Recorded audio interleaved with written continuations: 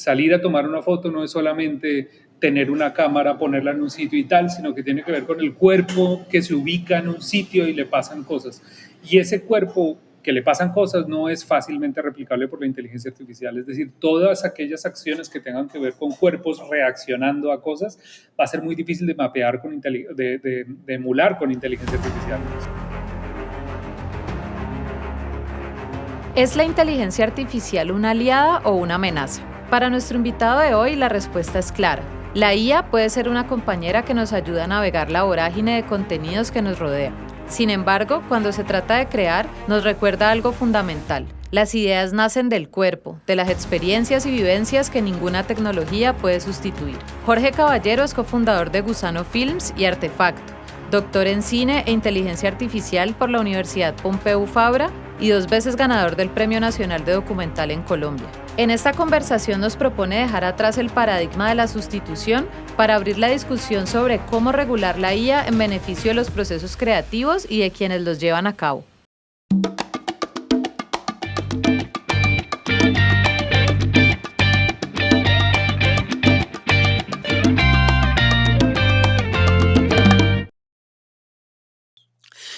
Bueno, un gusto saludarte, Jorge Caballero. Bienvenido a este Takeshima Podcast. Esta es una versión de algo que venimos haciendo aquí desde Estudios Takeshima para hablar del futuro de la industria audiovisual y cinematográfica, digamos justamente ahora en un contexto donde las nuevas tecnologías están teniendo este gran impacto, digamos, en lo que venimos haciendo. Y vos, Jorge, pues ya llevas mucho tiempo trabajando en esta industria. Tuviste 3 documentales que han sido muy importantes: Bagatela, Nacer, Paciente, y poco a poco te fuiste metiendo con estos temas justamente de las nuevas tecnologías, haciendo un proyecto transmedia. Entonces, además documentales que han sido profundamente humanos, ¿no? Es decir, justamente Nacer, Paciente, bueno, todos han sido muy humanos y ahora te metes ya cada vez más en forma con las nuevas tecnologías y especialmente recientemente con la inteligencia artificial y todo lo que tiene que ver con el montaje cinematográfico. Primero, nuevamente, bienvenido, Jorge, qué gusto tenerte aquí en este podcast y quisiera saber qué te llevó a explorar la inteligencia artificial en el montaje cinematográfico. Pues querido Jaime, gracias por la invitación, muy contento de poder charlar contigo un rato. Yo creo que, si te soy sincero, claro, yo he tenido una formación que siempre he estado un poco como en la mitad entre lo que significa tecnología y audiovisual, porque de hecho o sea, estudié ingeniería, luego estudié cine y luego terminé mi doctorado en una cosa rara que es como esta mezcla entre cine y tecnología también.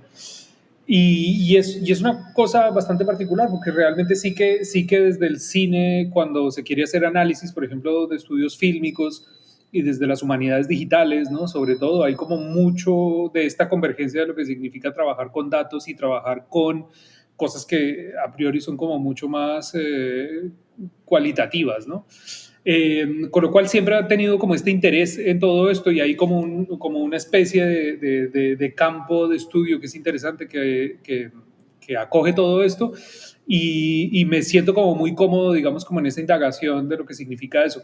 También es verdad que llevo como mucho tiempo trabajando sobre algo que es un poco como esa exploración y no nace solamente con la inteligencia artificial. Cuando yo empecé a interrogar todo esto hace unos 15, 20 años, era como el gran momento de lo que se denominó como el documental interactivo, ¿no? Que no sé si recuerdas, en ese momento estamos hablando como de principios de los 2000, o sea, hace 25 años ya. Había como toda una especie de posibilidades narrativas de lo que significaba trabajar entre documental y tecnología, en este caso en la web o en lo que fuese, y eso migró a la realidad virtual y de alguna manera yo creo que he ido como migrando un poco también alrededor de estos intereses, con lo cual creo que todos los que estamos trabajando como en el medio digital nos ha pasado un poco eso, la verdad. Muchas gracias. Sí, así es. Se me olvidaba que también habías estado también con todo el tema de documental interactivo, además de los proyectos transmedia que ya has hecho. Y ahora pues te has metido justamente con los temas de edición y de inteligencia artificial, que lo consideras, si no estoy mal, no solamente una herramienta, sino también como un aliado para la creación. Digamos que también apoya mucho, que puede ser algo, una herramienta muy útil para co-crear incluso. Eh, y te quería preguntar, digamos, que, ¿qué nuevas formas de relato consideras que puede abrir la inteligencia artificial y que no alcanzamos a imaginar? Sí, yo siento que el tema de la inteligencia artificial es un tema como muy transversal y muy complejo porque realmente la inteligencia artificial más que tocar un tema concreto como que los puede tocar todos por la lógica transversal de los datos, ¿no? Un poco. Y con lo cual hay como todo un terreno muy amplio del cual tal vez lo más conocido es lo que tiene que ver con generar cosas, generar canciones, imágenes, películas, videos, lo que fuese. Pero a mí me parece que realmente lo que acoge o lo que está detrás de todo esto es como la complejidad del medio o del media en el que nos estamos moviendo, es decir, la cantidad abismal de películas con las que trabajamos, de imágenes que se producen, de sonidos, de todo, ¿no? Con lo cual tengo un poco la sensación que estas herramientas son como muy buenos aliados de esa abundancia y de esa complejidad. Entonces, todo lo que tenga que ver con eso, no tanto con la generación, que tal vez es un terreno que igual podemos hablar más adelante, pero todo lo que tenga que ver como con el análisis y todo esto es algo que a mí me interesa mucho, porque justamente navegar dentro de todos estos contenidos, ¿no? Ponerte delante de una cantidad brutal de imágenes, me parece que necesitamos herramientas robustas y justamente estas lógicas de la inteligencia artificial nos permiten navegar en eso, ¿no? Y eso es lo que hemos tratado de abogar un poco también, ¿no? Como de ver la inteligencia artificial como esa especie de nuevo instrumento óptico que nos permite organizar, mapear y ver toda la complejidad del medio actual. Sí, pues justamente, digamos, hablando de estos temas de inteligencia artificial, que además hay mucho temor, digamos, en la profesión sobre qué puede llegar a reemplazar cuáles oficios puede reemplazar la inteligencia artificial. Pongámonos y te pongo a mirar un poco hacia el futuro en 20 años. ¿Qué es lo que vos consideras que no va a poder definitivamente reemplazar la inteligencia artificial en esto que llamamos de lo que hacemos de contar historias? Yo tengo un poco la sensación que cuando hablamos de inteligencia artificial en general,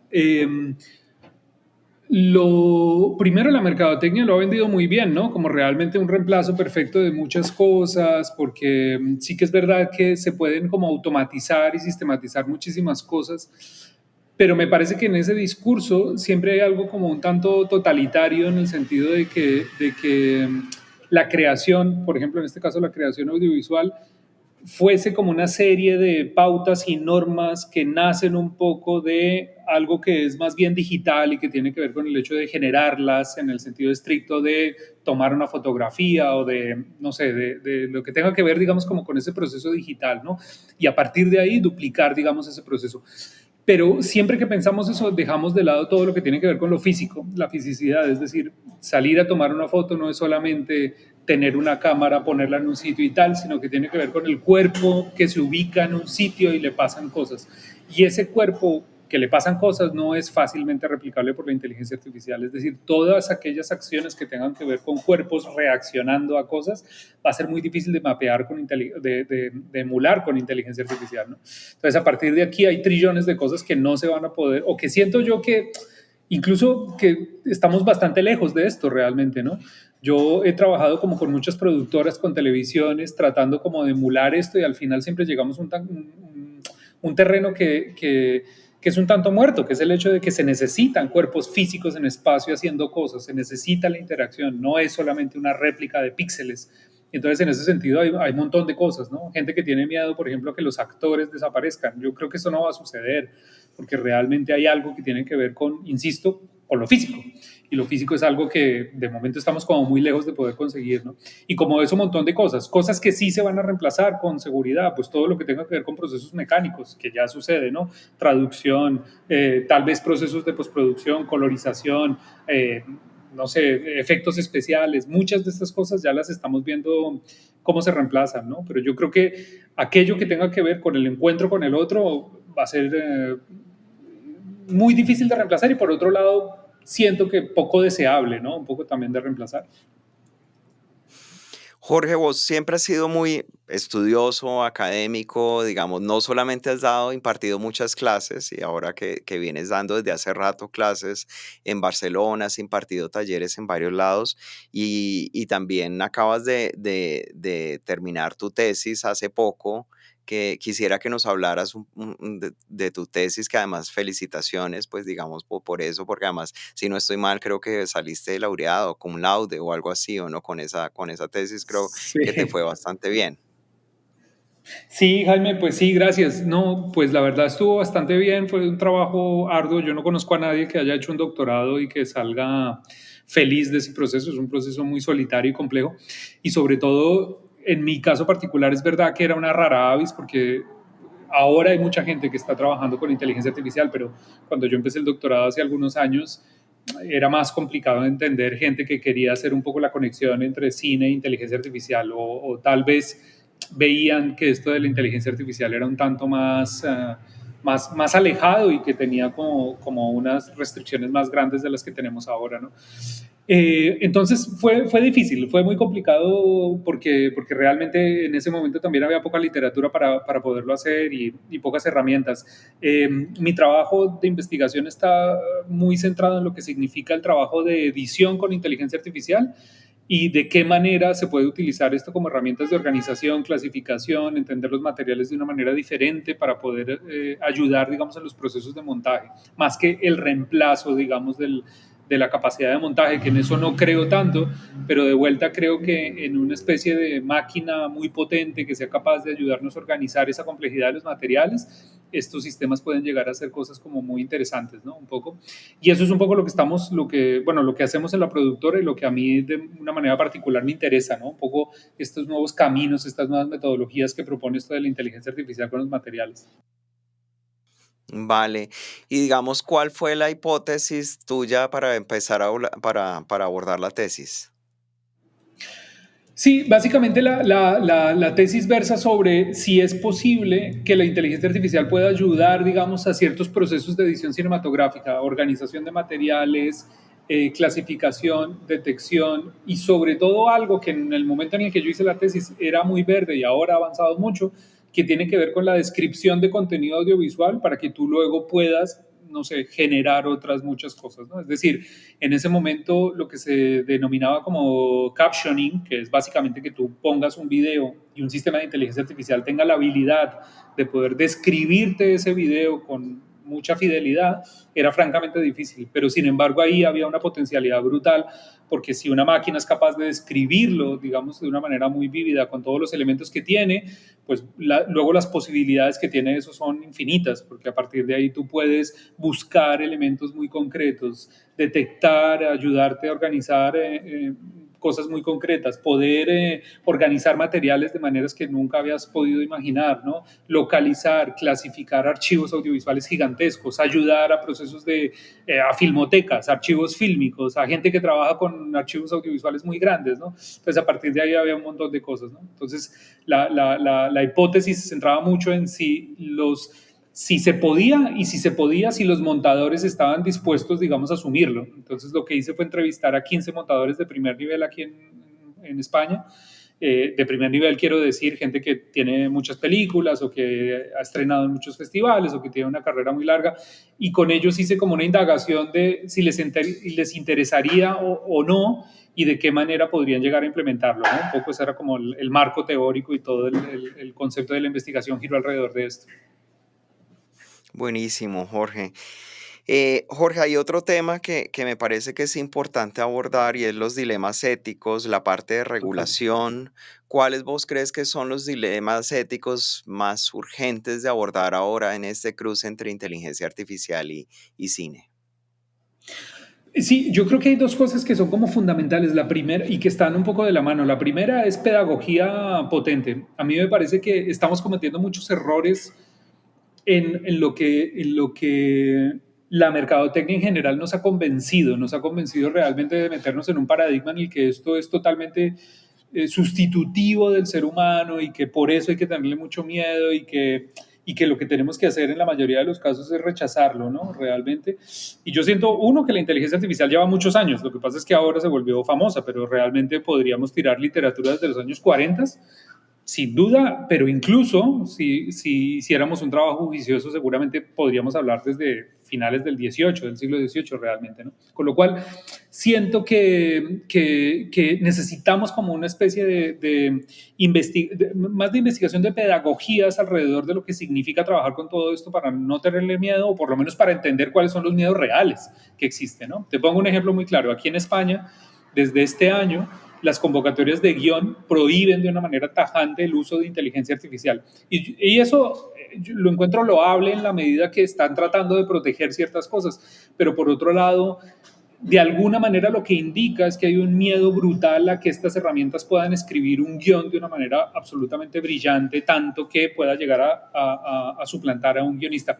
Y cuando tú trabajas con estas herramientas te das cuenta que eso está muy lejos de eso, que realmente la gente no lo utiliza así, que un guión es mucho más complejo, que tener una idea brillante no te la da una máquina, que necesitas experiencia de vida. Es decir, hay una serie de cosas que el hecho de decir no se puede utilizar porque no, porque es malo, nos lleva a un terreno de la prohibición que me parece que es absolutamente vacuo, porque le falta, digamos, como mucha profundidad a todo eso y porque realmente la prohibición en ninguna parte del mundo ha funcionado con nada, realmente, ¿no? Eso por un lado.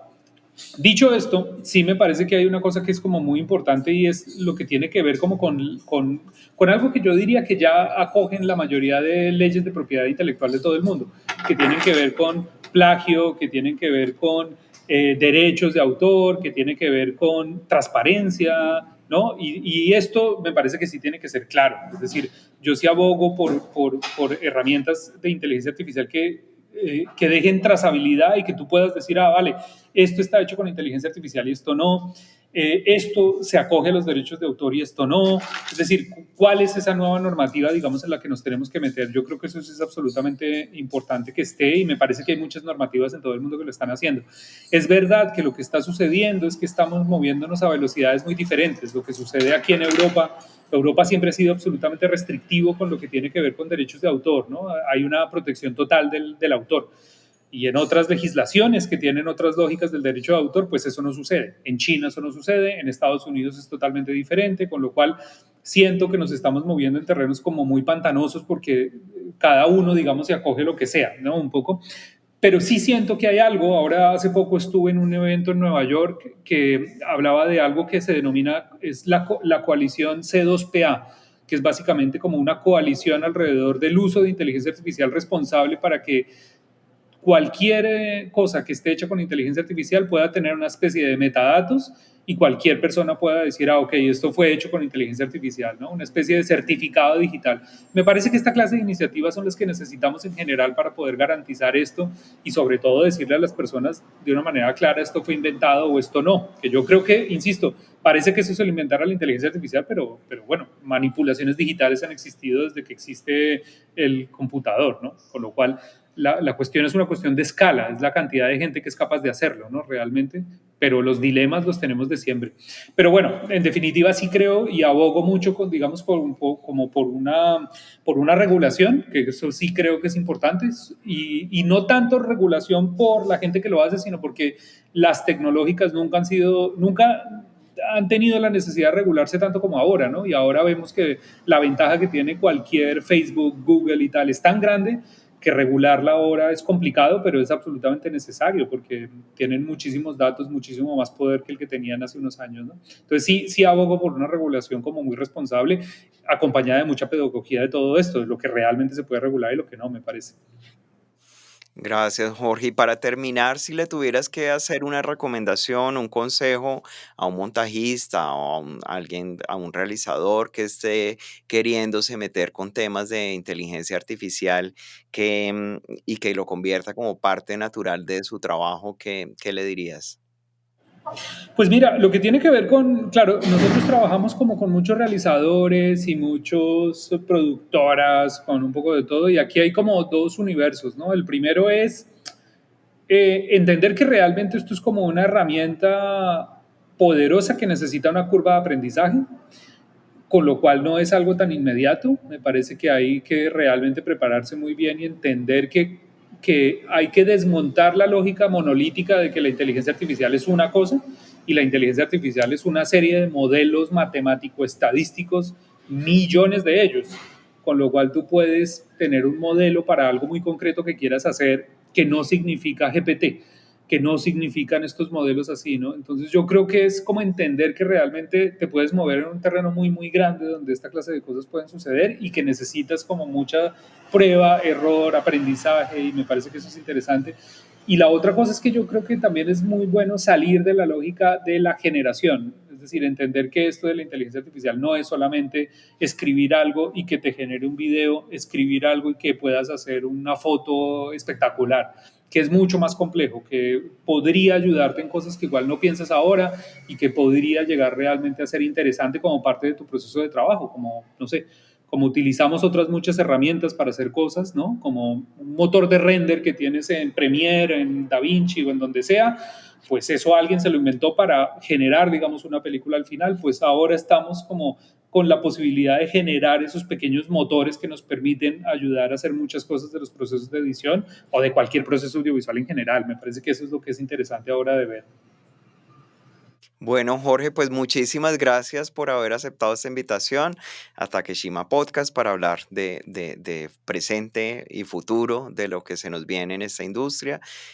Abordamos temas muy interesantes aquí con vos que esperamos seguir más adelante, seguir teniendo estas conversaciones. Así que nuevamente, muchísimas gracias.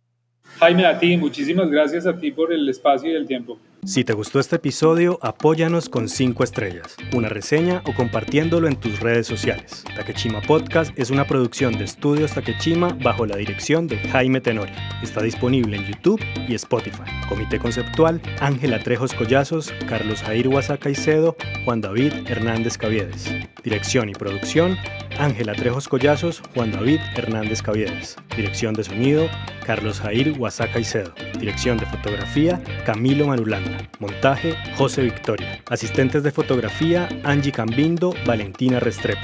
Grabación, mezcla y musicalización: Sebastián Ortiz Castro. Asistencia de sonido: Luis Eduardo McCormick. Comunicaciones: Natalia Naconas. Community Manager: Heidi Olave. Diseño gráfico: Michel Morales. Estudios Takeshima es una unidad administrativa especial adscrita a la Secretaría de Cultura, Alcaldía de Santiago de Cali, 2025.